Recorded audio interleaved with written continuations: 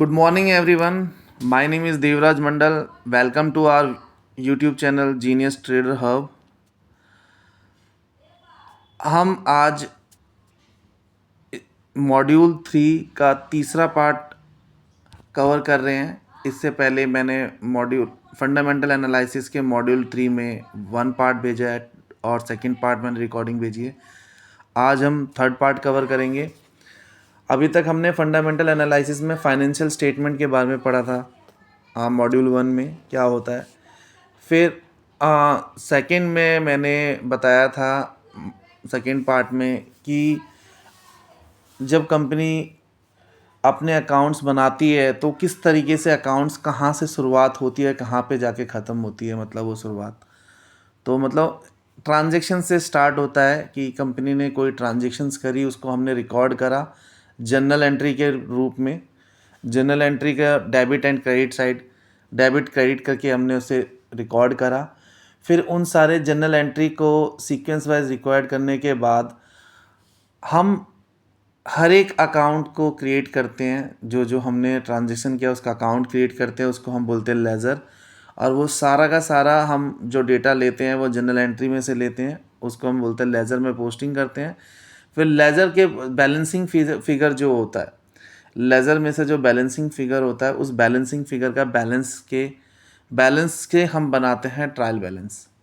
ठीक है, ये हमने अभी तक के मॉड्यूल 1 में, मॉड्यूल 2 में, मॉड्यूल 3 में सीखा। अब फाइनेंशियल स्टेटमेंट में मॉड्यूल 1 में क्या बताया था, फाइनेंशियल स्टेटमेंट हमारी होती है इनकम स्टेटमेंट एंड हमारा बैलेंस शीट और कैश फ्लो स्टेटमेंट, ये हमारी फाइनेंशियल स्टेटमेंट होती है। अब जब कंपनी इस तरीके से अकाउंट्स बनाती है, ट्रायल बैलेंस तक बना लेती है, उसके बाद हम क्या बनाते हैं, कंपनी के फाइनल अकाउंट्स प्रिपेयर होते हैं। क्योंकि ट्रायल बैलेंस तक सब कुछ हमें सही करना होता है। अगर ट्रायल बैलेंस में ही सारी रिकॉर्डिंग सही होगी तो हम पूरे साल की और या क्वार्टरली बेसिस पे हम बुक्स ऑफ अकाउंट्स अच्छे से बना सकते हैं। तो ट्रायल बैलेंस के बाद का जर्नी हम स्टार्ट कर रहे हैं कि ट्रायल बैलेंस के बाद कंपनी अकाउंट्स में क्या बनाती है, किस तरीके से अकाउंट्स क्रिएट करती हैं। तो अभी ट्रायल बैलेंस तो मैंने लास्ट क्लास में सिखाया था। अब जो मैं सिखाऊंगा आज, ट्रायल बैलेंस के बाद कंपनी अपने अकाउंट में ट्रेडिंग अकाउंट बनाती है। ट्रेडिंग अकाउंट कैसे बनता है, ट्रेडिंग अकाउंट क्या होता है, प्रॉफिट एंड लॉस अकाउंट क्या होता है, बैलेंस शीट क्या होती है, आज मैं ये बताने जा रहा हूँ। तो चलो शुरुआत करते हैं। तो सबसे पहले हम ट्रायल बैलेंस बन गया हमारा, सारे ट्रांजेक्शन्स हमारे डेबिट क्रेडिट में शो कर रहे हैं। उसके बाद हम ट्रेडिंग अकाउंट बनाते हैं, ट्रेडिंग अकाउंट पढ़ते हैं। ट्रेडिंग अकाउंट हमारा क्या होता है और ट्रेडिंग अकाउंट कैसे बनाते हैं। So a trading account is the first part of the final accounts of a business.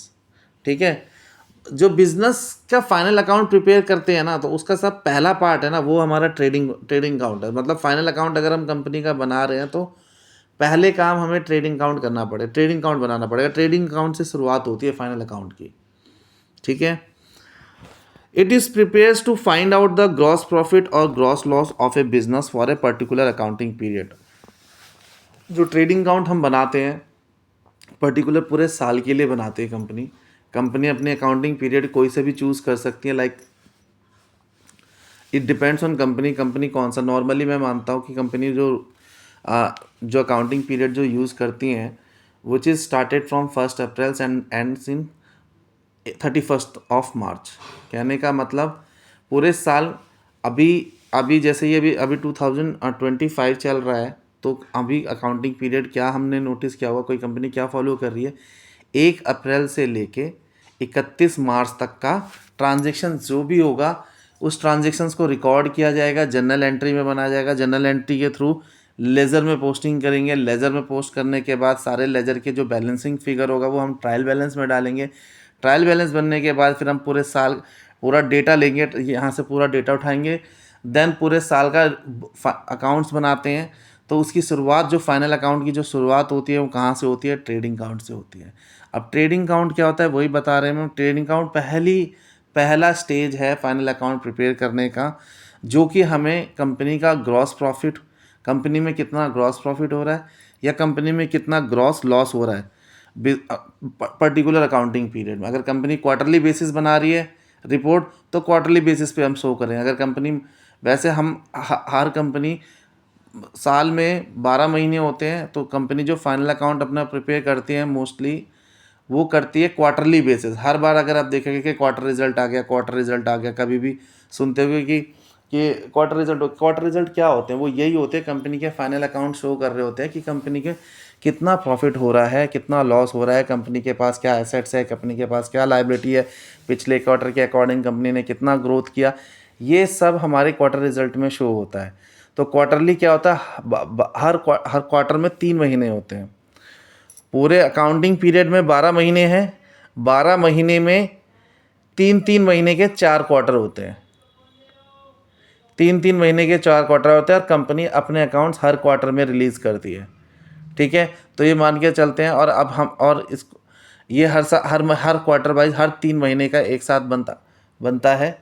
ठीक है, वो आपको देखने को मिलता है हर क्वार्टर में, हर क्वार्टर रिजल्ट में। तो ठीक है, अब इसमें क्या होता है, it's show all direct incomes and direct expenses related to buying and selling of goods. जो ट्रेडिंग अकाउंट होता है ना, ट्रेडिंग अकाउंट में ना हम सिर्फ वो एक्सपेंसेस और वो इनकम शो करते हैं जो directly related to the product होता है। ठीक है, अदर एक्सपेंसेस कुछ ये सब हम इसमें इंक्लूड, इनडायरेक्ट एक्सपेंसेस हम इंक्लूड नहीं करते। मैं बताता हूँ डायरेक्ट इनकम और डायरेक्ट एक्सपेंस क्या होता है। तो हम इसमें सारे डायरेक्ट एक्सपेंसेस इंक्लूड करते हैं रिलेटेड टू जो भी buying and selling of goods है। हम जो गुड मैन्युफैक्चरिंग करें, सपोज करो एक कंपनी है जो गाड़ी बनाती है, XYZ लिमिटेड जो गाड़ी बनाती है। अब वो गाड़ी बना रही है, तो गाड़ी बनाने का उसके डायरेक्ट एक्सपेंसेस क्या क्या होंगे। तो जो गाड़ी बनाने में जो खर्चा आ रहा है ना, गाड़ी बनाने में उसने स्टील लिया होगा, प्लास्टिक्स लिए होंगे, ये सब जो खर्चे आ रहे हैं ये सारे डायरेक्ट एक्सपेंसेस है। उसके फ्यूल हो गए, ये सब जो उसको बनाने में जो खर्च, मैन्युफैक्चरिंग करने में जो डायरेक्ट खर्चा आ रहा है, डायरेक्ट एक्सपेंस जो प्रोडक्ट पे लग रहा है, जो प्रोडक्ट पे जो खर्चा लग रहा है ना, उसको, उस खर्चे को हम डायरेक्ट एक्सपेंस बोलते हैं। ठीक है, और जो हमने माल बेचा उसको बना के बेचा, वो हमारे लिए डायरेक्ट इनकम होगी, सेल होगी हमारे लिए।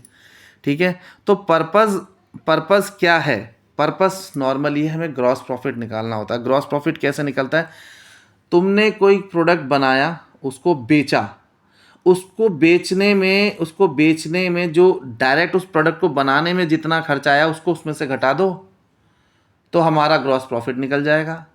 अगर अगर बेचने का अमाउंट 10 रुपये है और मेरे को गाड़ी बनाने में 4 रुपये का खर्चा आया है, तो इट मीन्स 4 रुपये खर्चा, इट मीन्स 6 रुपये का मेरा ग्रॉस प्रॉफिट है।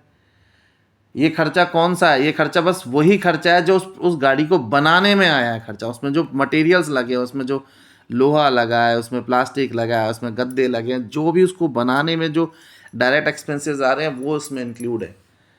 ठीक है, तो हम ट्रेडिंग अकाउंट में सारे डायरेक्ट एक्सपेंसेस को इंक्लूड करते हैं। तो आप फॉर्मेट देखते हैं कैसा होता है डायरेक्ट ट्रेडिंग अकाउंट का। If expenses are more than sales then the result is loss. Simple सी बात है, अगर खर्चे हमारे बेचने के अमाउंट से अगर हमारा खर्चा ज़्यादा आ रहा है, तो रिजल्ट हमारा क्या है, ग्रॉस लॉस ही होगा। ठीक है, तो ग्रॉस प्रॉफिट का फॉर्मूला देखो, सेल्स माइनस ब्रैकेट में opening stock plus purchase plus direct expense minus closing stock is equal to gross profit. ठीक है, ये सब घटाते हैं और ऐड करते हैं। सेल्स में से हमने opening stock plus purchase plus direct expense minus closing stock करा, तो हमारा ग्रॉस प्रॉफिट निकल के आया। अब हमारा ट्रेडिंग अकाउंट का फॉर्मेट कैसे होता है, ट्रेडिंग अकाउंट का format, debit side particular amount, debit side हम सारे क्या करते हैं, डायरेक्ट एक्सपेंसेस शो करते हैं, और क्रेडिट साइड हम सारे डायरेक्ट इनकम शो करते हैं। ठीक है, अब पूरे साल के डेटा में जब हम फाइनल अकाउंट प्रिपेयर कर रहे हैं, उसमें ट्रेडिंग अकाउंट बना रहे हैं, तो हम सबसे पहले इसमें देखेंगे डायरेक्ट एक्सपेंस क्या है, हमारे पास ओपनिंग में कितना स्टॉक पड़ा हुआ था। ठीक है, वो हमने नोट करा। फिर हमने कितना परचेज़ किया, कितना और मटेरियल परचेज़ किया उसमें। ठीक है, वो ऐड करा इसमें, टू परचेज़ में दिखाया। फिर ये डायरेक्ट एक्सपेंसेस क्या क्या होते हैं, डायरेक्ट एक्सपेंसेस ये होते हैं, टू डायरेक्ट एक्सपेंसेस, वेजेस, कोई हम सामान लोडिंग अनलोडिंग में जो लेबर क्लास के जो दिहाड़ी बेसिस पे हम लेबर रखते हैं, उनको जो हम देते हैं वो वेजेस होती है। मगर जो हमारी कंपनी में जो काम कर रहे हैं, जो एम्प्लॉय को हम पैसा दे रहे हैं, वो हमारी सैलरी होती है। सैलरी एंड वेजेस होती है। अगर सैलरी एंड वेजेस का नाम आ रहा है तो इट मीन्स हम अपने एम्प्लॉय को जो सैलरी पे कर रहे हैं वो। बट यहाँ पर जो आ रहा है उस प्रोडक्ट को बनाने में जो वेजेस दे रहे हैं लेबर को, जो घंटे के बेसिस पे काम करती है, उसे बनाने में जो लेबर लग रही है, उसे बनाने में वहाँ जब मैन्युफैक्चरिंग हमें जो गाड़ी लोडिंग अनलोडिंग कर रहे हैं, इस तरीके के जो काम कर रहे हैं उसको बनाने में, प्रोडक्ट को बनाने में जहाँ जहाँ लेबर लग रही है, वो लेबर की क्लासेस के जो पेमेंट होती है वो वेजेस होती है, और वेजेस उसमें हम इंक्लूड करते हैं। ठीक है, वो हमारी डायरेक्ट एक्सपेंसेस होते हैं। कैरेज इनवर्ड्स मतलब क्या हो, कोई हमने सामान मंगाया, सामान लाके वो हमारे यहाँ पर लाके अनलोड कर रहा है, अनलोड कर रहा था, उसने उसमें से फीस ली कुछ लोडिंग अनलोडिंग की, तो वो कैरेज इनवर्ड्स, हमने कोई सामान मंगाया अपने यहाँ पर लोड अनलोड करवाया, ठीक है, ऑर्डर करा, उसने जो फीस ली लाने की वो फीस है हमारी कैरेज इनवर्ड्स।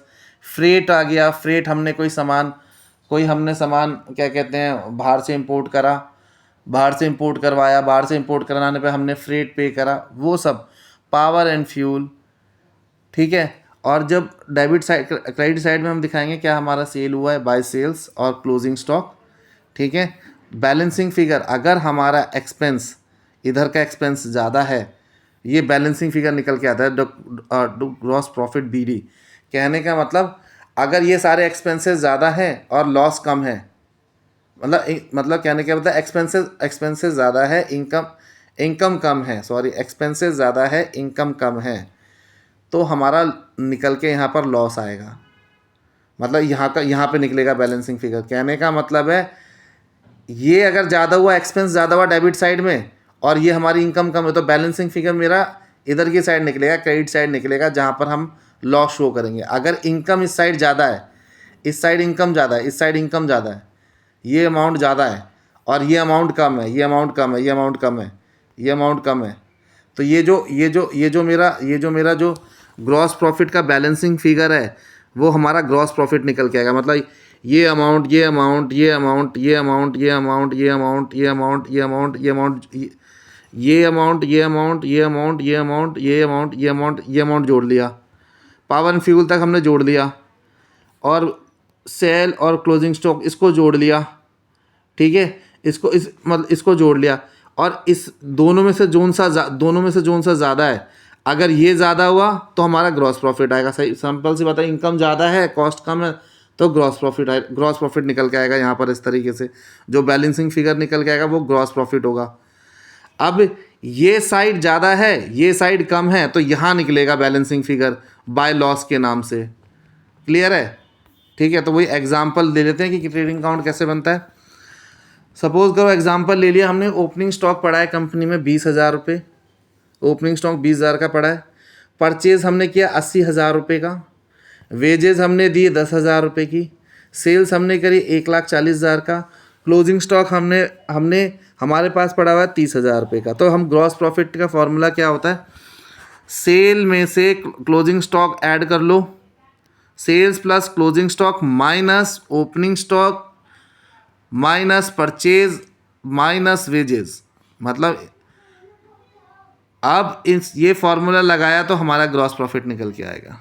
ठीक है, gross profit is equal to sales plus closing stock minus ये सब जोड़ के opening stock plus purchase plus wages, इन सब को जोड़ के इनमें से माइनस कर देंगे तो हमारा ग्रॉस प्रॉफिट आ जाएगा। तो यही मैंने हिंदी में समझाया हुआ है। हिंदी में एक बार मैं रीड कर लेता हूँ, आप लोग जो हिंदी के बच्चे हैं वो और समझ जाएंगे और अच्छे से। हिंदी लैंग्वेज में मैंने ट्रेडिंग अकाउंट के बारे में लिखा है। क्या होता है ट्रेडिंग अकाउंट? व्यापार खाता एक ऐसा खाता होता है जो किसी व्यापार की कुल बिक्री और खरीद से होने वाला सकल लाभ, ग्रॉस प्रॉफिट या सकल हानि, ग्रॉस लॉस पता करने के लिए बनाया जाता है। यह खाता केवल उन खर्चों और आय को दिखाता है जो सीधे उत्पादन या व्यापार से संबंधित होते हैं। उद्देश्य, कंपनी ने व्यापार से कितना लाभ या हानि कमाया यह जानने के लिए सकल लाभ इज इक्वल टू बिक्री में से हम घटाते हैं प्रारंभिक स्टॉक, और इन सबको जोड़ के सब घटाते हैं प्रारंभिक स्टॉक प्लस खरीद प्लस प्रत्यक्ष खर्च में से क्लोजिंग स्टॉक, अंतिम स्टॉक हटा के ये फॉर्मूला लगा के हमारा आता है ग्रॉस लॉस यदि खर्च अधिक है और बिक्री कम है। मैंने कहने मतलब यदि खर्चा हमने अधिक किया है, बिक्री कम की है, तो सकल हानि यानी कि ग्रॉस लॉस होती है। ये इस तरीके से हिंदी में मैंने वेतन, कैरेज इनवर्ड्स, ये सब माल ढुलाई, ये सारी चीज़ें हमने फॉर्मेट हिंदी में दिखा रखा है कि हिंदी में कैसा होता है फॉर्मेट। ये वही है, हिंदी में क्या कैसे ग्रॉस प्रॉफिट निकालेंगे। हमारे पास प्रारंभिक स्टॉक 20,000 दे रखा है, खरीद 80,000 दे रखा है, वेतन 10,000 दे रखा है, बिक्री 1,40,000 दे रखा है, अंतिम स्टॉक 30,000 दे रखा है। ठीक है, तो इससे हम 60,000 हमारा सकल लाभ हो गया, मतलब फॉर्मूला लगा के। इन शॉर्ट में हम पढ़ते हैं क्या, trading account to find, trading account क्या है, trading account to find gross profit और लॉस। ट्रेडिंग अकाउंट किस लिए करते हैं, ग्रॉस प्रॉफिट देखने के लिए या ग्रॉस लॉस देखने के लिए। डायरेक्ट आइटम्स ओनली, सारे डायरेक्ट आइटम्स होते हैं like purchases, wage, carriage, freight, prepared before profit and loss account. Trading account हमारा पहले बनता है, प्रॉफिट एंड लॉस अकाउंट हमारा बाद में बनता है। मतलब प्रॉफिट एंड लॉस अकाउंट बनाने से पहले हम कौन सा अकाउंट बनाते हैं, ट्रेडिंग अकाउंट बनाते हैं। चलो आओ, अब ट्रेडिंग अकाउंट पढ़ लिया, अब इसके आगे हम प्रॉफिट एंड लॉस अकाउंट के बारे में पढ़ते हैं। प्रॉफिट एंड लॉस अकाउंट क्या होता है, चलो देखते हैं। तो हमने इस कंपनी ने सारे ट्रांजैक्शंस के बेस पे सबसे पहले ट्रेडिंग अकाउंट बनाया। ट्रेडिंग अकाउंट हमारा क्या होता है, ट्रेडिंग अकाउंट में मैंने बताया था अभी कि ट्रेडिंग अकाउंट में हम डायरेक्ट इनकम और डायरेक्ट एक्सपेंसेस डालते हैं। डायरेक्ट एक्सपेंसेस क्या होते हैं, जो भी हमारे प्रोडक्ट को बनाने में खर्चा आ रहा है, कंपनी गाड़ी बना रही है, उस गाड़ी को बनाने में जो भी खर्चा कर रही है वो डायरेक्ट एक्सपेंस होता है। प्रोडक्ट में लग रहा होगा वो खर्चा डायरेक्ट एक्सपेंस है। कहने का मतलब जो प्रोडक्ट को बनाने में खर्चा लग रहा है वो डायरेक्ट एक्सपेंस है। ठीक है, अगर मैं बोलूँ क्या कहते हैं, बिजली का बिल दे दिया, क्या ये प्रोडक्ट को बनाने में लगा खर्चा? अरे भाई, प्रोडक्ट के अंदर जो खर्चा लग रहा है, मटेरियल के अंदर जो खर्चा लग रहा है, जो इन सब चीज़ों में खर्चा लग रहा है वो। अब ऑफिस है, ऑफिस का रेंट हम पे कर रहे हैं, क्या रेंट हमारा डायरेक्ट एक्सपेंस है? नहीं, रेंट हमारा डायरेक्ट एक्सपेंस नहीं है, वो इनडायरेक्ट एक्सपेंसेस है। मतलब वो प्रोडक्ट के अंदर उसमें कॉस्ट नहीं लग रही है, प्रोडक्ट के अंदर वो पैसा नहीं लग रहा है, उसको हटा देंगे। रेंट वेंट सब हमारा इनडायरेक्ट एक्सपेंसेस है, और इनडायरेक्ट एक्सपेंस हमारा प्रॉफिट एंड लॉस अकाउंट में आता है। ठीक है, तो यहाँ सिर्फ हम वो कॉस्ट लेते हैं जो प्रोडक्ट को बनाने में लग रही है। अगर एक पेन बनाने वाली कंपनी है, पेन बनाने वाली कंपनी है, तो पेन बनाने वाली कंपनी किस चीज़ पे खर्चा करेगी? प्लास्टिक पे खर्चा करेगी, उसके सिक्के पे खर्चा करेगी, उसके इंक पे खर्चा करेगी, उसके निब पे खर्चा करेगी, उसके ढक्कन पे खर्चा करेगी। उस पे जो भी खर्चा हो रहा है, ठीक है, इन सब पे जो भी खर्चा हो रहा है, ठीक है, वो हमारे डायरेक्ट एक्सपेंसेस है। और इनडायरेक्ट एक्सपेंसेस, अगर हमारी कंपनी का रेंट जा रहा है, हमने अपने एम्प्लॉय को सैलरी पे करी, ये सारे इनडायरेक्ट एक्सपेंसेस हैं, वो अब हम प्रॉफिट एंड लॉस अकाउंट में पढ़ेंगे। तो अब प्रॉफिट एंड लॉस अकाउंट क्या होता है, उसके बाद हम पहले ट्रेडिंग अकाउंट बनाते हैं, उसके बाद प्रॉफिट एंड लॉस अकाउंट बनाते हैं। प्रॉफिट एंड लॉस अकाउंट में क्या होता है, मैंने इससे पहले बताया प्रॉफिट एंड लॉस अकाउंट क्या था, मैं फिर से एक्सप्लेन कर रहा हूँ। A profit and loss account is the second part of the final account prepared after the trading account. वही बात बताया घुमा फिरा के कि प्रॉफिट एंड लॉस अकाउंट जो है सेकंड पार्ट है हमारे फाइनल अकाउंट। फाइनल अकाउंट जब बनाते हैं, फाइनल अकाउंट में क्या आता है, ट्रेडिंग अकाउंट आता है, पीएनएल अकाउंट आता है, बैलेंस शीट आती है। जब हम फाइनल अकाउंट प्रिपेयर करते हैं तो उसका सेकंड पार्ट जो पार्ट होता है वो प्रॉफिट एंड लॉस अकाउंट होता है। It is made to find out net profit और net loss of the business during an accounting period. तो जो हम अकाउंटिंग पीरियड में जब हम इसको बनाते हैं तो क्या फाइंड करने के लिए बनाते हैं, नेट टोटल प्रॉफिट कितना हुआ हमारा, नेट प्रॉफिट कितना हो रहा है या नेट लॉस कितना हो रहा है। जब ये इसमें से हम ये प्रॉफिट निकालते हैं तब हम कितना गवर्नमेंट को टैक्स पे करेंगे, उसके बाद प्रॉफिट आफ्टर टैक्स कितना आ रहा है। तो मतलब पूरा नेट प्रॉफिट जितना इन सबको निकालने के बाद जो नेट प्रॉफिट आ रहा है वो कितना प्रॉफिट है, वो प्रॉफिट जानने के लिए हम प्रॉफिट एंड लॉस अकाउंट बनाते हैं। ट्रेडिंग अकाउंट में हम पूरा नेट प्रॉफिट नहीं निकाल सकते, उसमें ग्रॉस प्रॉफिट निकालते हैं, मोटा मोटा डायरेक्ट इनकम और डायरेक्ट एक्सपेंस को घटा के। जो उसमें हमने कॉस्ट लगाई है, गाड़ी की कंपनी है तो गाड़ी बनाने में जो कॉस्ट लगी है वो हमारे डायरेक्ट एक्सपेंसेस हैं, उसको बेच दिया हमने अपना सेल करा तो सेल में से उस डायरेक्ट एक्सपेंस को घटा दिया तो हमारा ग्रॉस प्रॉफिट आ गया। अब एंटायर नेट प्रॉफिट निकालने के लिए हमें इनडायरेक्ट एक्सपेंसेस भी माइनस करने पड़ते हैं। तो प्रॉफिट एंड लॉस अकाउंट हमें यही बोल रहा है, जो प्रॉफिट एंड लॉस अकाउंट है वो हमारा सेकेंड पार्ट है फाइनल अकाउंट का, जो कि बनता है ट्रेडिंग अकाउंट बनाने के बाद। It is made to find out the net profit और net loss of the business during an accounting period. ठीक है, it shows all indirect incomes and indirect expenses. इसके अंदर जो दिखाते हैं प्रॉफिट एंड लॉस अकाउंट में, वो जो भी इनकम होती है वो सारी इनडायरेक्ट इनकम्स होती हैं और सारी इनडायरेक्ट एक्सपेंसेस होती हैं, those which are not directly related to buy on producing goods. ठीक है, जो कि हमारे गुड्स को खरीदने में और बेचने में, गुड्स को खरीदने में और बनाने में उससे लिंक नहीं करता है ये।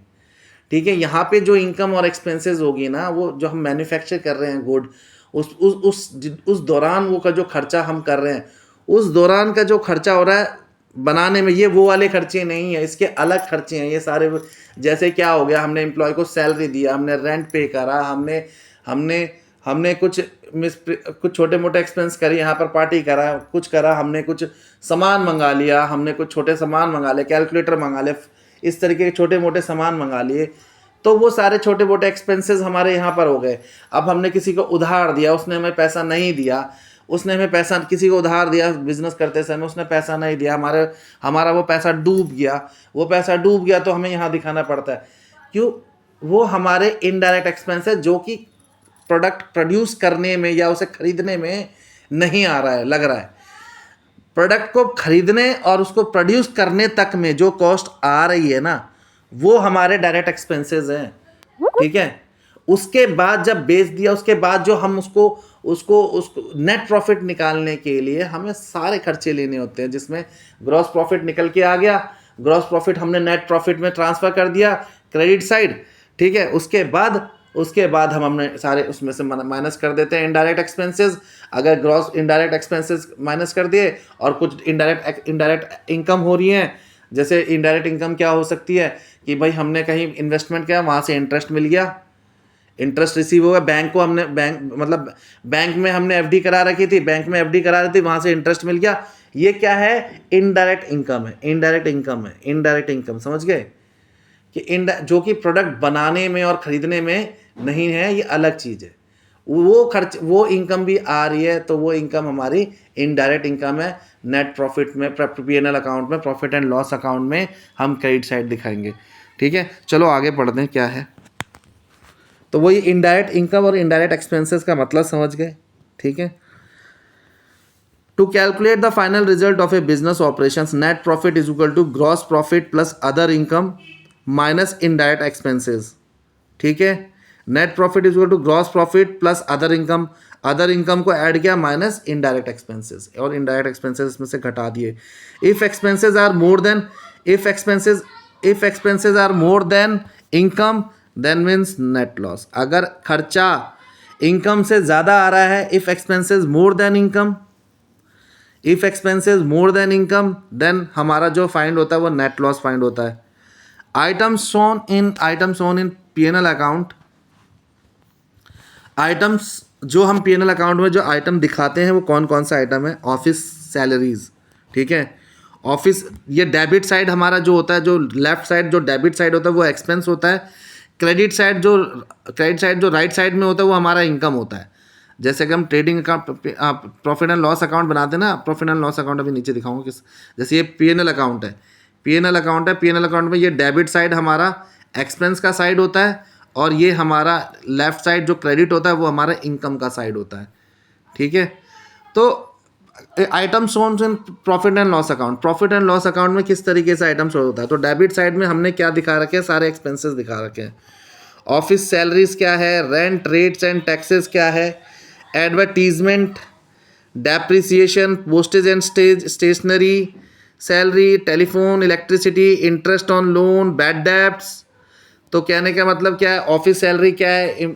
हमारे एम्प्लॉय में काम कर रहे हैं, उनको सैलरी हम पे कर रहे हैं, ऑफिस सैलरी दे रहे हैं, तो वो हमारे इनडायरेक्ट एक्सपेंसेस हो गए। रेंट दे रहे हैं, कुछ रेंट्स में, कुछ उसके अलावा हमने रेट्स एंड टैक्सेस पे कर रहे हैं। एडवर्टीजमेंट पे कोई खर्चा करा हमने प्रोडक्ट के, डेप्रिसिएशन पे हमने कोई खर्चा करा डेप्रिसिएशन मतलब हमने मशीन लाई, उस पर हम डेप्रिसिएशन लगाते हैं, मशीन का रेट हर साल हम उस पर डेप्रिसिएशन लगता है, मशीन की वैल्यू को घटाते हैं। हम ये सोचते हैं कि हम मशीन जितना जितना पुरानी होती जाती है उस हिसाब से वैल्यू भी घटती जाती है। जो घटती हुई वैल्यू होती है, जो हर साल जो हम वैल्यू घटाते हैं एक स्टैंडर्ड फॉर्मेट से, उसको हम डेप्रिसिएशन बोलते हैं। ठीक है, उसको हम डेप्रिसिएशन बोलते हैं। मतलब अभी हमने कोई फिक्स एसेट, कंपनी ने कोई प्लांट एंड मशीनरी खरीदी, अब उस प्लांट एंड मशीनरी को कंपनी अपने यहाँ पर इम्प्लीमेंट करके उस बिजनेस चला रही है, रन कर रही है, उसको यूटिलाइज कर रही है। तो एवरी ईयर वो यूटिलाइज कर रहे हैं, तो वो घिस भी रही है मशीन, तो घिस रही है तो उस मशीन की वैल्यू जो अभी प्रेजेंट है वो फ्यूचर में नहीं होगी, वो डाउन होगी। जितनी जितनी पुरानी होती जाएगी एक दिन जाके वो स्क्रैप पे बिक्री होगी। ठीक है, तो वो चीज़ जो वैल्यू घटाते हैं एक स्टैंडर्ड फॉर्मेट में, जब घटी हुई वैल्यू होती है उसको डेप्रिसिएशन होता है। कंपनी उसको इनडायरेक्ट एक्सपेंस मानती है, वो अपने डेबिट साइड पे शो करती है। ठीक है,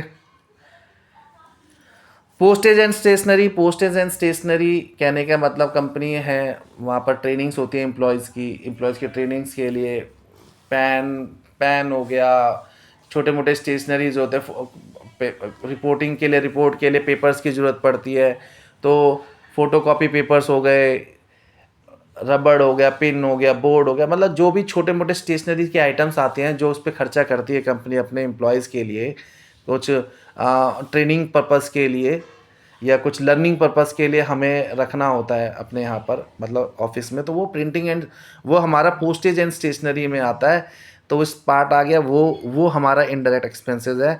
टेलीफोन बिल हो गया, इलेक्ट्रिसिटी बिल हो गया, ये कंपनी अगर पे कर रही है, ये प्रोडक्ट को बनाने के अंदर खर्चा नहीं लग रहा, कहने मतलब प्रोडक्ट को बनाने, मैन्युफैक्चर, प्रोड्यूस करने में खर्चा नहीं लग रहा है, इसके बाद के खर्चे हैं जो सारे, वो सारे हमारे इनडायरेक्ट एक्सपेंसेस आते हैं, वो इन सब कैटेगरी में आते हैं। Interest on loan. Interest on loan क्या हुआ, कंपनी ने किसी बैंक से लोन ले रखा है, अब लोन का जो इंटरेस्ट पे करे वो कंपनी के इनडायरेक्ट एक्सपेंसेस हैं। बैड डेप्ट्स क्या होते हैं, कंपनी ने किसी को पैसा उधार पे दिया है, इधर उधार लिया नहीं, अभी कंपनी ने किसी को पैसा उधार पे दिया। अब कंपनी ने किसी को पैसा उधार पे दिया और सपोज करो कंपनी XYZ लिमिटेड है और उसने किसी Z लिमिटेड कंपनी को पैसा उधार पे दिया। अब पैसा उधार पे दिया तो जो Z लिमिटेड कंपनी है वो XYZ लिमिटेड कंपनी के लिए डेटर्स होगी।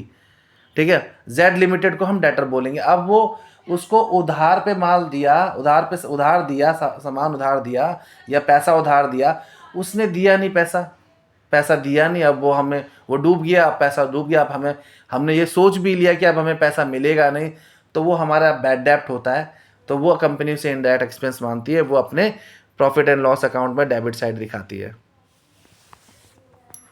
ठीक है, क्रेडिट साइड क्या हो गया, क्रेडिट साइड में जो P&L अकाउंट के क्रेडिट साइड क्या आते हैं, इनकम, कमीशन रिसीव, लाइक कोई कहीं से कमीशन आई है क्या, कोई हमने किसी का क्या कहते हैं, कंपनी ने किसी के लिए कुछ क्या कहते हैं ब्रांडिंग कर दी हो या कुछ ऐसा कर दिया हो कि किसी ने एडवर्टीजमेंट करवाया हो कि हाँ भैया आप हमारी कंपनी के साथ मेरा प्रोडक्ट जोड़ लो, हमारी सर्विस जोड़ लो, हम आपको कमीशन देंगे, तो कंपनी का क्या हो गया, इनडायरेक्ट इनकम हो गई, तो कमीशन रिसीव हो गई।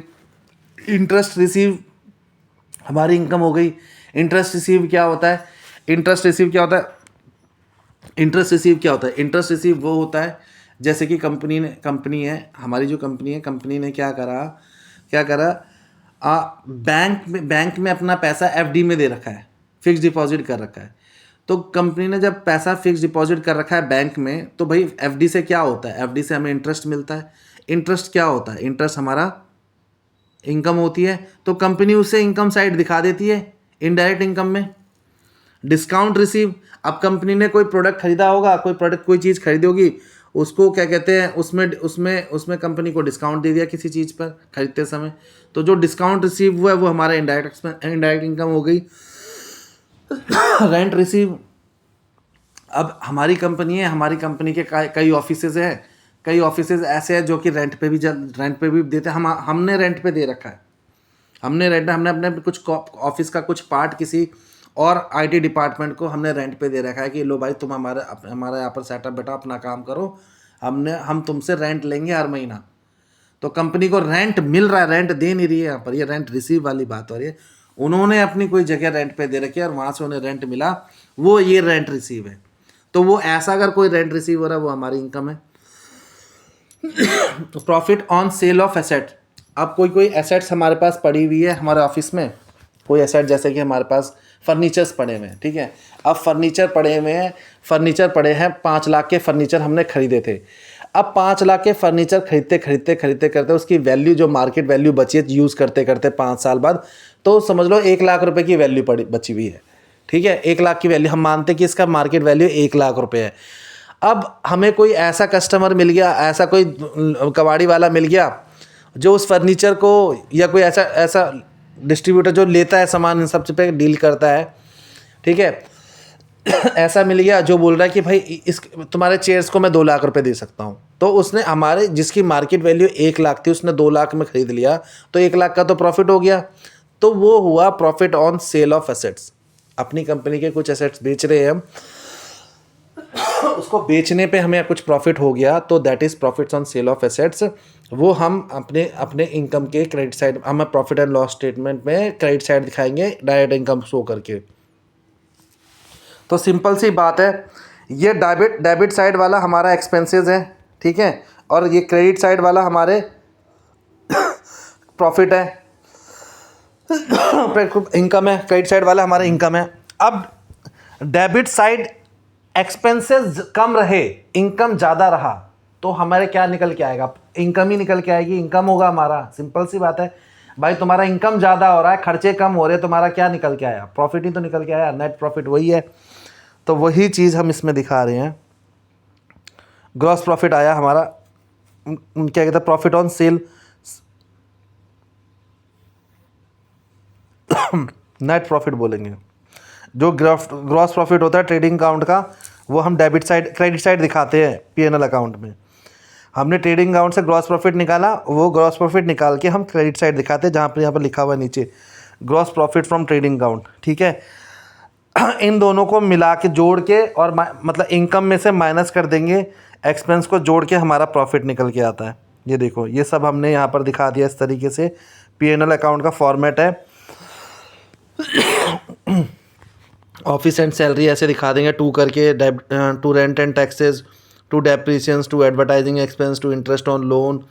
इस तरीके से ग्रॉस प्रॉफिट हमारा ट्रेडिंग अकाउंट से आया, कुछ कमीशन रिसीव हुई, कुछ इंटरेस्ट रिसीव हुआ है, कुछ डिस्काउंट रिसीव हुआ है। इनको जोड़ के इसमें से ये एक्सपेंस घटा के जो बैलेंसिंग फिगर आएगा वो आएगा हमारा नेट प्रॉफिट। नेट प्रॉफिट क्या है? नेट प्रॉफिट जो कि हम ट्रांसफ़र करेंगे कैपिटल अकाउंट में। कैपिटल अकाउंट में भाई कंपनी चला रहे, जो कंपनी का जो ओनर है उसके कैपिटल में ऐड कर देंगे कि कंपनी इतना प्रॉफिट आया है, तो वो प्रॉफिट कहाँ जाएगा? उस कंपनी के ओनर की कैपिटल में ऐड हो जाएगा, है ना। जितना, या तो वो चाहे उसे विड्रॉ कर ले या उसे अपने कैपिटल में और ऐड कर ले। कैपिटल में ऐड कर लेगा तो कैपिटल ज़्यादा बढ़ती चली जाएगी। बिजनेस प्रॉफिट अर्न कर रहा है, उसका प्रॉफिट निकाल के अपने ओनर्स में, अपने कैपिटल में निकाल रहा है कि बैलेंस शीट में कैपिटल ऐड कर रहा है, तो ऐड हो रहा है, तो उससे क्या हो रहा है? बिजनेस का कैपिटल बढ़ रहा है। बिजनेस का कैपिटल जितना बढ़ेगा, मार्केट में उतनी एक्सपेंशन होगा कंपनी का, ठीक है।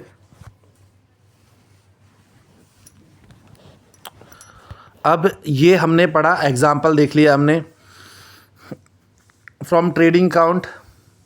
ट्रेडिंग अकाउंट से कैसे, ट्रेडिंग अकाउंट का ग्रॉस प्रॉफिट, जो ट्रेडिंग अकाउंट से जो ग्रॉस प्रॉफिट आया, एग्जाम्पल में क्वेश्चन देख रहे हैं। ट्रेडिंग अकाउंट में से जो ग्रॉस प्रॉफिट आया वो हमारा 60,000 रुपये है।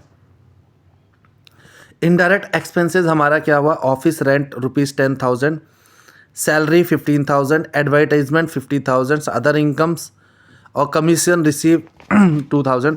Net profit is equal to क्या हुआ? Gross profit plus other income minus indirect expenses कर दिया, तो नेट प्रॉफिट निकल के आ गया।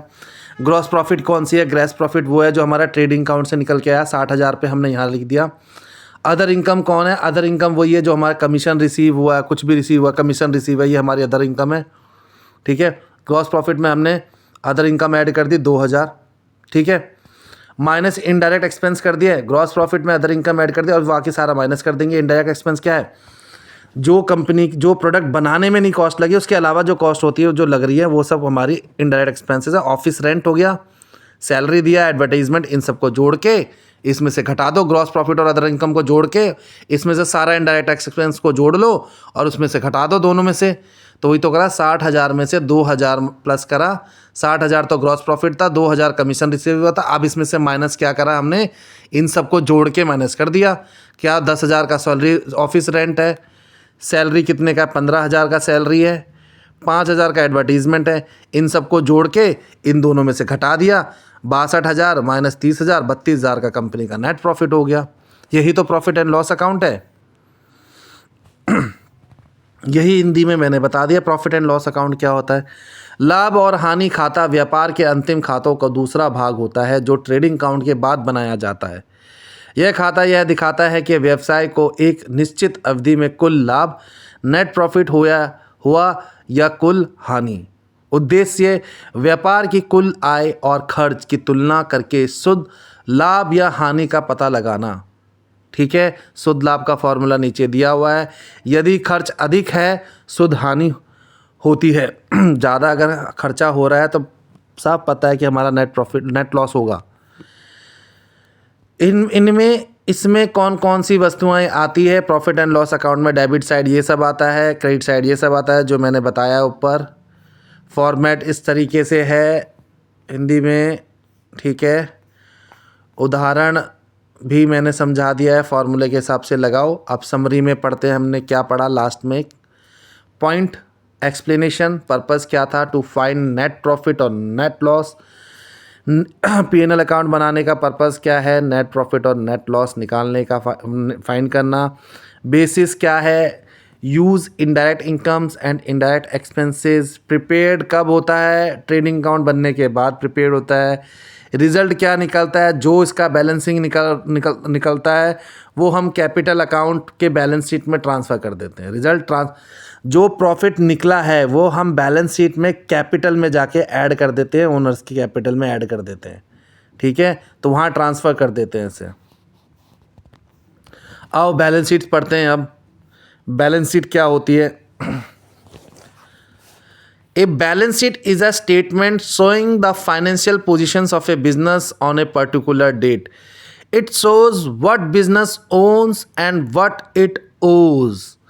ठीक है, बैलेंस शीट में साफ रखे एक ऐसा स्टेटमेंट जो बिजनेस की फाइनेंशियल पोजीशन को बताती है कि बिजनेस की स्थिति क्या है एक्चुअल में पर्टिकुलर डेट में। मतलब या वो क्वार्टरली डेट के हिसाब से बताएगा या वो ईयरली बेस के बाद बताएगा, ईयर टू डेट। मतलब पूरे साल में कंपनी की क्या स्थिति निकली, वो एक ऐसा स्टेटमेंट है, एक प्रदर्शन है, एक फॉर्मेट में बना हुआ है, वो कंपनी की फाइनेंशियल पोजीशन को शो करता है। तो that is a statement which showing the financial positions of a business on a particular date. It shows what business owns and what it owes. कहने का मतलब ये क्या दिखाता है, बिजनेस का क्या खुद का है, बिजनेस का क्या खुद का है, जैसे कि उसकी बिजनेस का जो खुद का है वो एसेट्स है, जो या बिजनेस का जो उधारी पे है, क्या जो उधारी पे जो उसका खुद का नहीं है, उधारी पे है, इट ओज, उस पर उसकी लाइबिलिटीज़ है कि वो देना है। ठीक है, तो दैट इज़ आवर लाइबिलिटीज़। ठीक है, वो यही बताता है क्या हमारे बिजनेस में खुद का है, क्या हमारे बिजनेस में बाहर का है। ठीक है, अगर हमारे पास सोचो, अगर हमारे पास खुद का ज़्यादा है और बाहर का मतलब और उधारी कम है तो मतलब हम सेफ हैं। राइट, ऐसा बिजनेस हेल्दी है जिसके पास उसके पास खुद का इतना सारा है कि वो तुरंत अगर उसको बेच भी देना तो वो उधारी भी चुका देगा और उसके पास बचेगा भी बहुत कुछ। तो वो चीज़ हमें बैलेंस शीट शो करती है। ठीक है, it is prepared after the trading account and profit and loss account. तो सिंपल है, हम इसे कब बनाते हैं, after the trading account and profit and loss account. हम ट्रेडिंग अकाउंट और प्रॉफिट एंड लॉस अकाउंट के बाद इसे क्रिएट करते हैं। पर्पस क्या है, to know the financial positions of the business. Business की फाइनेंशियल पोजीशन क्या है वो जानने के लिए। What we own and what we own. ठीक है, क्या हमारा खुद का है, क्या दूसरे का है, क्या हमारा एसेट है, कितनी हमारी लायबिलिटी है। Also it helps to find capital is equal to assets minus liabilities. ठीक है। जो कैपिटल है, कैपिटल हमारे पास जो भी हमारा सब कुछ है वो हम जो किस में से निकाल के देंगे, कैपिटल में से तो निकाल के देंगे। तो कैपिटल मेरे पास इतनी पड़ी है कि मेरा एसेट जितना मेरा खुद का है उसको भी घटा दूं, उसको जोड़ लूं, जितना मेरे पास खुद का है उसको जोड़ लूं और उसमें से मैं अपनी उधारी हटा दूं, लाइबिलिटीज हटा दूं, तो जो बचा वही तो कैपिटल है। Format of a balance sheet, ठीक है। Format of a balance sheet देखो, बैलेंस शीट कैसे दिखाती है ये देखो। डेबिट साइड जो लेफ्ट हैंड साइड है लाइबिलिटीज होती है और राइट हैंड साइड हमारा एसेट्स होता है। लेफ्ट हैंड साइड हमारी लाइबिलिटीज होती है, राइट हैंड साइड हमारा एसेट्स होता है। एसेट्स में सारी चीज़ें वो होती हैं जो जिसमें हमारे पास राइट्स है कि जो हमारे पास अधिकार है वो हमारा खुद का है। लायबिलिटी साइड में वो चीज़ें होती है जो हमारा खुद का नहीं है, वो हमें लौटाना है। बिजनेस ओनर के कैपिटल को भी अपना लायबिलिटी मानती है। रीज़न कि वो उसको पता है वो उसका है। बिजनेस ओनर कैपिटल को भी लायबिलिटी मानती है, लायबिलिटीज़ में दिखाती है, ठीक है। तो अब एसेट साइड में हमने क्या देखा फिक्स्ड एसेट्स है हमारी। फिक्स्ड एसेट्स में क्या आती है, ऐसी एसेट्स जो कि फिक्स्ड है, मतलब फिक्स्ड कैटेगरी में आती है। उसमें लॉन्ग टर्म के लिए जो चलती है, जो लॉन्ग टर्म के लिए होते हैं, जैसे कि लैंड एंड बिल्डिंग हो गई, ठीक है। मशीनरी हो गई, बिजनेस में जो मशीनरी लगती है बड़ी बड़ी, ये सब फिक्स्ड एसेट की कैटेगरी में आती है जो कि लॉन्ग टर्म के लिए इम्प्लीमेंट है कंपनी में, ठीक है। करंट एसेट जो कि लिक्विडेशंस उसकी बहुत कम होती है, एक साल से कम साल में, जो एक साल के टाइम पीरियड के अंदर जो लिक्विड फॉर्म में कन्वर्ट हो जाए, ऐसी एसेट जो हमारे पास है। लिक्विड फॉर्म कहने के मतलब कन्वर्ट इनटू कैश, मतलब उसको हम तुरंत बेच के कैश में कन्वर्ट कर सकते हैं, अपने पास पैसा ला सकते हैं। तो ऐसी कोई एसेट्स अगर हमारे पास होती है जो शॉर्ट टर्म पीरियड में लिक्विडेशंस हो सकती है, मतलब कैश में कन्वर्ट हो सकती है, तो उस एसेट्स को हम करंट एसेट्स की कैटेगरी देते हैं। करंट एसेट्स की कैटेगरी में कौन कौन सा आता है, जैसे कि हमारे कंपनी के पास क्या है, कैश इन हैंड, कंपनी के पास कितना कैश पड़ा हुआ है, वो हमारा करंट एसेट्स में आता है। कंपनी के पास बैंक बैलेंस कितना पड़ा है, that is our current assets. Debtors हो गए, जो कंपनी ने किसी को उधार पे दे रखा है बंदे को पैसा, उस बंदे से पैसा जो मिलना है वो भी हमारे करंट एसेट्स की कैटेगरी में आते हैं। क्योंकि मतलब अगर हमने किसी को उधार दिया है 1 साल के लिए, तो उससे उधार पैसा वापस ले सकते हैं, तो वो हमारे डेटर्स है, वो करंट एसेट्स की कैटेगरी में आते हैं। स्टॉक्स हो गए, कंपनी ने जो गुड्स बनाए, कंपनी के पास जो गुड्स बना के जो आउटपुट बचता है, तो हाँ भाई कंपनी उसी को तो बेचती है, तो वो अपने उन स्टॉक को जो उनको बेचती है वो उस स्टॉक को करंट एसेट्स की कैटेगरी में रखती हैं। बिल्स रिसीवेबल, कंपनी ने बिल्स रिसीवेबल हो गया, अब कंपनी ने उधारी पे सामान दिया, मतलब अपने वेंडर्स को वेंडर्स को कार मैन्युफैक्चरिंग करती है, डिस्ट्रीब्यूटर को हमारी कार बनाने की कंपनी है, कार क्या करते हैं, हम डिस्ट्रीब्यूटर को बेचते हैं, डिस्ट्रीब्यूटर को उधारी पे सामान देते हैं। अब उनसे जो पैसा मिलना है वो हमारे बिल्स रिसीवेबल है, ठीक है। उधारी पे उन्होंने सामान ले तो लिया, भाई पैसे तो देंगे ना, वो that is our bills receivable, ठीक है। तो ये सारे हमारे एसेट्स होते हैं। अब कैपिटल क्या होती है, या तो बिजनेस में कैपिटल 2 तरीके से आती है। कैपिटल या तो एक ओनर लेके आता है, या तो पार्टनर लेके आता है, या तो कंपनी अगर स्टॉक एक्सचेंज में लिस्टेड है तो इन्वेस्टर्स लेके आते हैं, ठीक है। तो उन सब कैपिटल को जोड़ के बिजनेस में वो कैपिटल बनाता है और बिजनेस उसको बता देता है इसमें से कितना पैसा ओनर का है, जो इस कंपनी का मालिक है, कितना पैसा इन्वेस्टर का है, ठीक है, कितना पैसा इन्वेस्टर का है। तो ये सब चीज़ें मिला के कैपिटल बनती है। अब कैपिटल हम लायबिलिटी साइड में देखते हैं, दिखाते हैं। अब कंपनी का इसमें नेट प्रॉफिट जोड़ते हैं। कंपनी का जैसे हर साल प्रॉफिट होता है, सपोज जैसे अभी P&L अकाउंट में से प्रॉफिट निकल के आया, टैक्स पे करने के बाद, गवर्नमेंट को टैक्स पे करने के बाद प्रॉफिट आफ्टर टैक्स जो निकल के आया, वो प्रॉफिट हम यहाँ पर कैपिटल में ऐड कर देते हैं, ठीक है।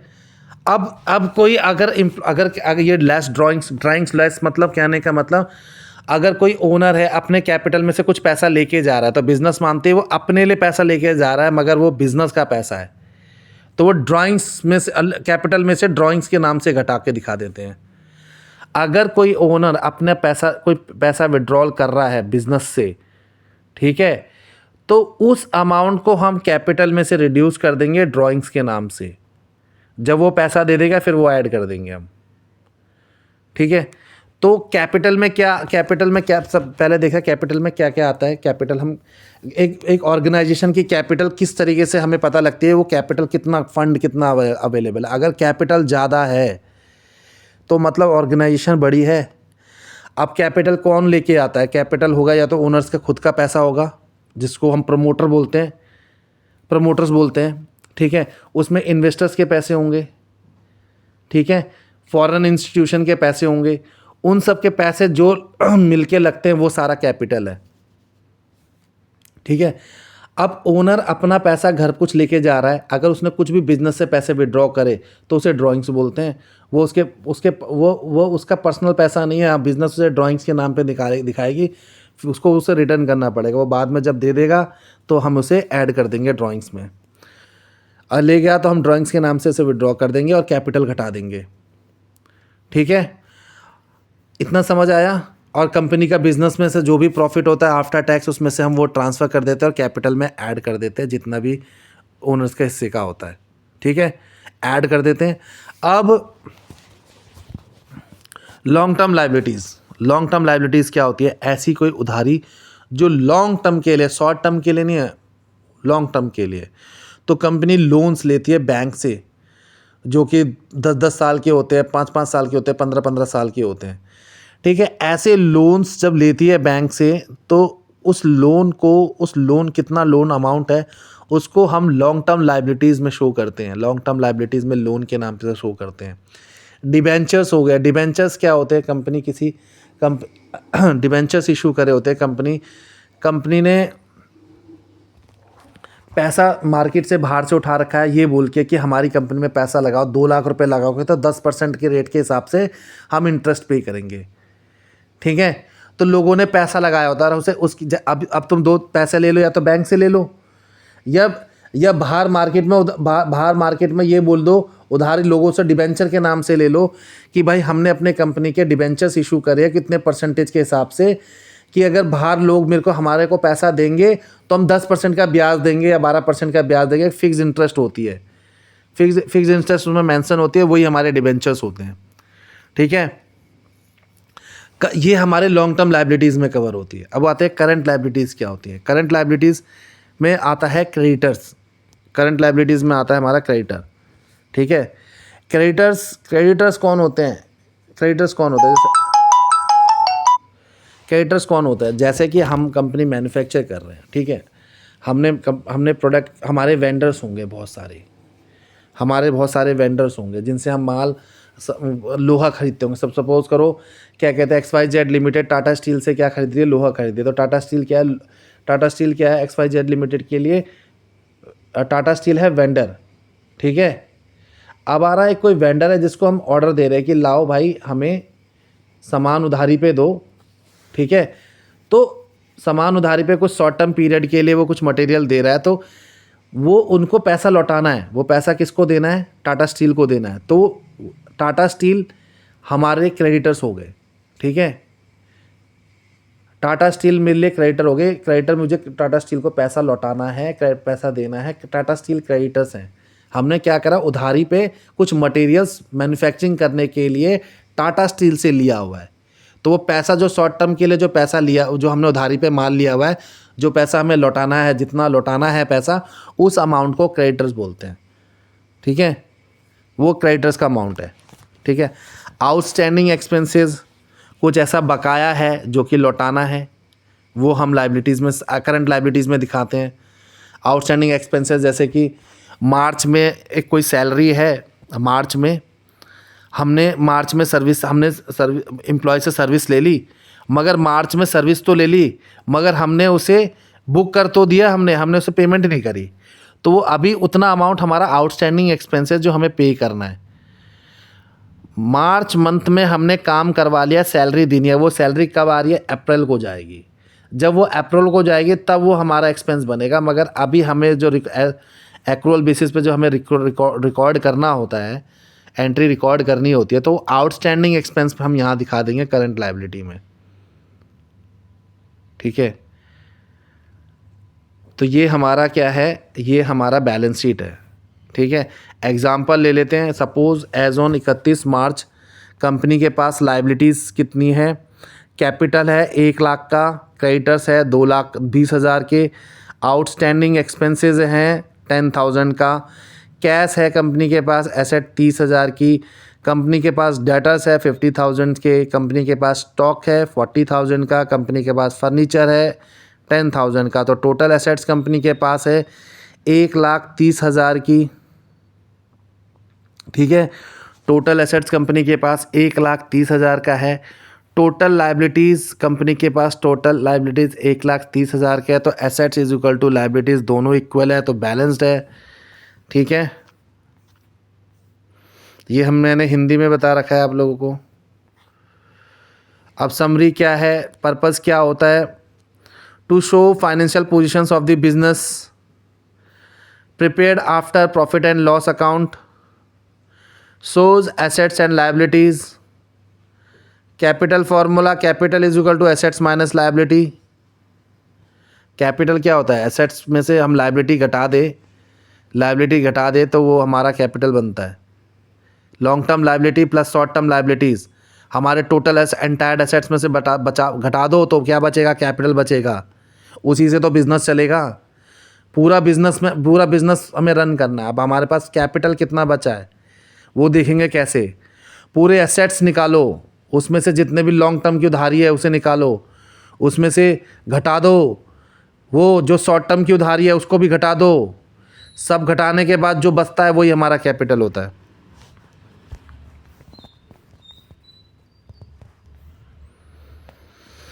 चलो कंप्लीट एग्जाम्पल देखते हैं फाइनल अकाउंट का। For the year ended 31 March 2025 trial balance हमें दे रखा है किस तरीके से। ओपनिंग स्टॉक हमें दे रखा है 30,000, परचेज हमें दे रखा है 10,000 के डेबिट साइड। सेल हमने, अब ये ट्रायल बैलेंस मैंने सिखाया हुआ है ट्रायल बैलेंस कैसे बनता है। सेल्स हमने दे रखा है 1,80,000 का, वेजेस दे रखा है 10,000 का, रेंट 6,000 का, salary 12,000, carriage inward 4,000, furniture 20,000, debtors 40,000, creditors 25,000, cash in hand 8,000 है, कैपिटल 85,000 का, 2,30,000, 2,30,000। एडिशनल इन्फॉर्मेशन दे रखी है, closing stock 40,000, depreciation at the rate 10%। तो ये सारी चीज़ें ऐसी है जो मैंने सब बता रखी है कि ऐसा कुछ भी नहीं है कि कोई आइटम जो तुम्हें पता नहीं हो क्या चीज़ है। ट्रायल बैलेंस हमें दे रखा है और कुछ एडिशनल इन्फॉर्मेशन में हमें क्लोजिंग स्टॉक बता रखी है 40,000, डेप्रीशिएशन बता रखा है 10%। स्टेप फर्स्ट जो है ट्रेडिंग काउंट है। पहले हम क्या बनाएंगे, फाइनल अकाउंट प्रिपेयर करने के लिए सबसे पहले हम क्या बनाएंगे, ट्रेडिंग काउंट बनाएंगे। तो ट्रेडिंग काउंट बनाने के लिए हमने सबसे पहले क्या करा, डेबिट साइड में पर्टिकुलर, क्रेडिट साइड में लेफ़्ट साइड से में पर्टिकुलर अमाउंट, दो कॉलम हमने बनाए, particular amount left side, particular amount left side. अब लेफ़्ट साइड हमारे क्या ट्रेडिंग अकाउंट में क्या आते हैं, सारे डायरेक्ट एक्सपेंसेस आते हैं। ट्रेडिंग अकाउंट है, ट्रेडिंग अकाउंट बनाते हैं तो क्या आते हैं, सारे डायरेक्ट एक्सपेंसेस आते हैं यहाँ पर। और लेफ़्ट साइड क्या आते हैं, सारे डायरेक्ट इनकम्स आते हैं। तो आओ अब हम इसमें से सारे डायरेक्ट एक्सपेंसेस निकाल के इसमें डालते हैं डेबिट साइड में, लेफ़्ट साइड में, और राइट साइड में हम सारे डायरेक्ट इनकम्स डालते हैं।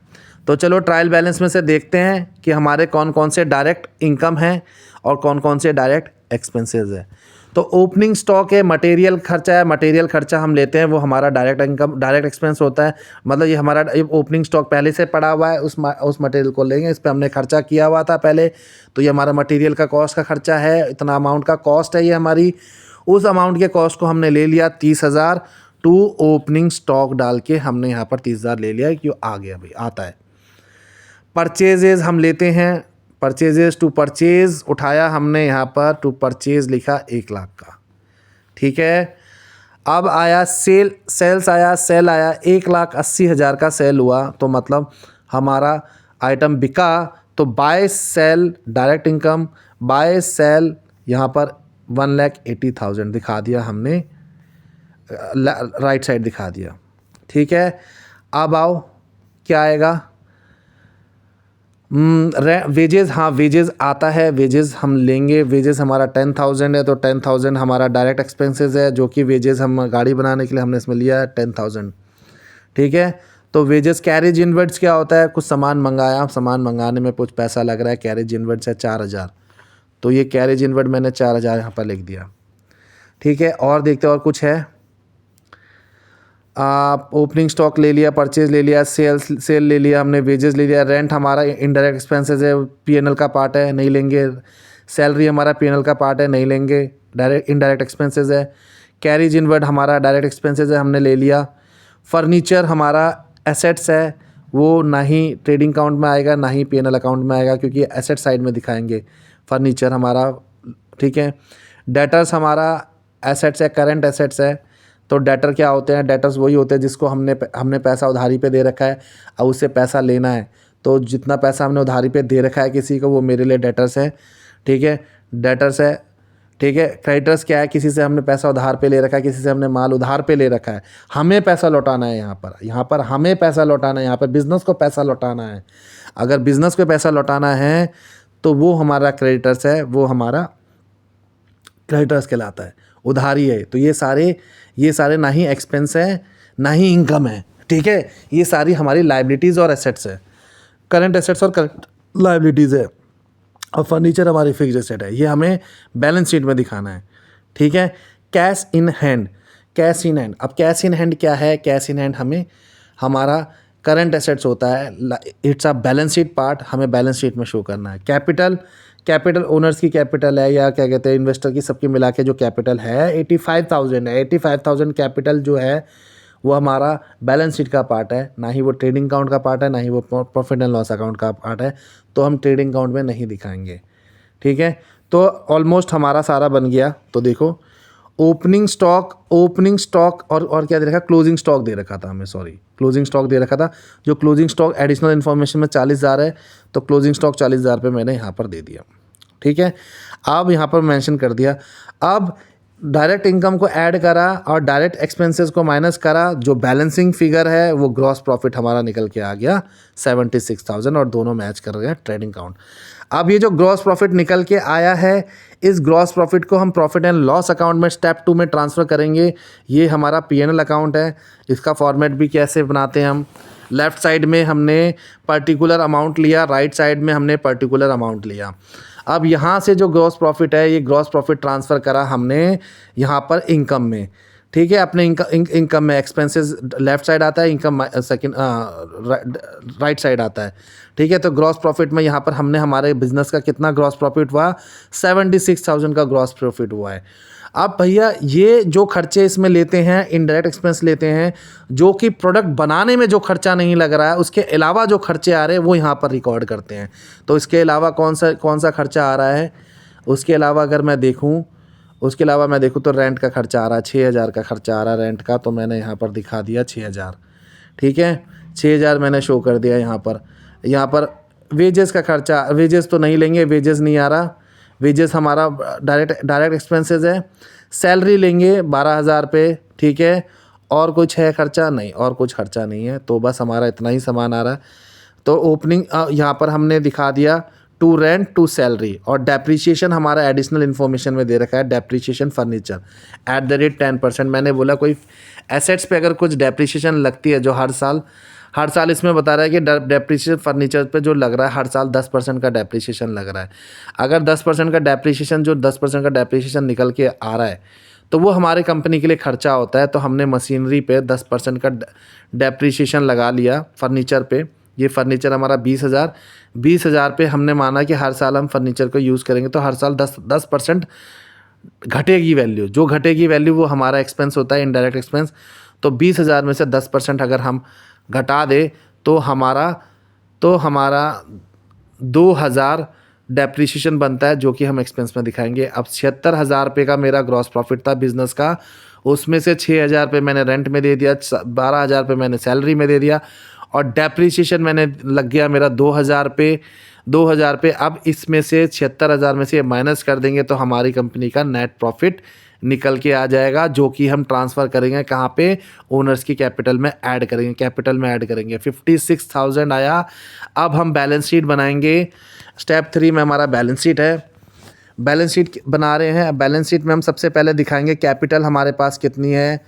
हमारे पास कैपिटल अगर मैं दिखाऊं तो मेरे पास कैपिटल है 85,000 की कैपिटल है। तो मैंने यहाँ पर 85,000 का कैपिटल शो कर दिया। लाइबिलिटीज़ में पहले तो कॉलम बनेगा, एक liability side left side amount, assets right side, और राइट साइड हो गया अमाउंट, ठीक है। Left side liabilities amount, right side assets और अमाउंट। अब इसमें मैंने कैपिटल ऐड करा। कैपिटल कितना है मेरे पास, कैपिटल मेरे पास है 85,000। तो पहले बिज़नेस में कैपिटल ऐड कर दिया मैंने लाइबिलिटी साइड में, ठीक है। और देखते जाएं क्या क्या आ रहा है। और मैंने क्या बोला कि जो हमारा नेट प्रॉफिट हुआ वो हमारा ट्रांसफ़र कर देते हैं कैपिटल में।